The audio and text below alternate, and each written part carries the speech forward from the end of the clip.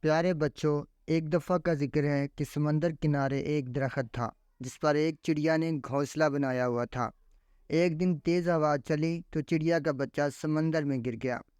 چڑیا بچے کو نکالنے لگی تو اس کے پر گیلے ہو گئے۔ وہ لڑکھڑا گئی۔ اس نے سمندر میں کہا، اپنی لہروں سے میرا بچہ باہر پھینک دے، لیکن سمندر نے ایسا کرنے سے انکار کر دیا۔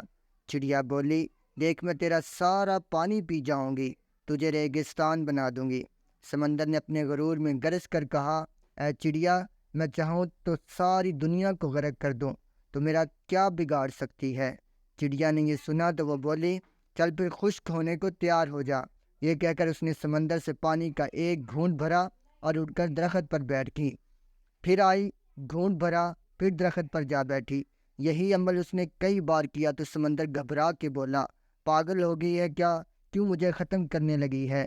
مگر چڑیا اپنی دھن میں یہ عمل دہراتی رہی۔ ابھی اس نے صرف 20-25 بار ہی پانی کے گھونٹ پیے ہوں گے کہ سمندر نے ایک زور کی لہر ماری اور چڑیا کے بچے کو سمندر سے باہر پھینک دیا۔ درخت جو کافی دیر سے یہ سب دیکھ رہا تھا، سمندر سے بولا، اے طاقت کے بادشاہ، تو جو ساری دنیا کو پل بھر میں غرق کر سکتا ہے، اس کمزور سی چڑیا سے ڈر گیا؟ یہ بات میری سمجھ میں نہیں آئی۔ سمندر بولا، تو کیا سمجھا میں جو تجھے ایک پل میں اکھاڑ سکتا ہوں، ایک پل میں دنیا غرق کر سکتا ہوں، اس چڑیا سے ڈروں گا؟ ایسا نہیں ہے۔ دراصل میں تو ایک ماں سے ڈرا ہوں، ماں کے جذبے سے ڈرا ہوں۔ ایک ماں کے سامنے تو عرش ہل جاتا ہے، تو میری کیا مجال؟ جس طرح وہ مجھے پی رہی تھی، مجھے لگا کہ وہ مجھے سارا ریگستان بنا دے گی۔ پیارے بچوں، دیکھا آپ نے ایک چڑیا کو کیسے اپنے بچے کے لیے سمندر سے لڑ پڑی۔ کہنے کو چڑیا ہے، لیکن ممتا کا جذبہ اس میں کوٹ کوٹ کر بھرا ہے۔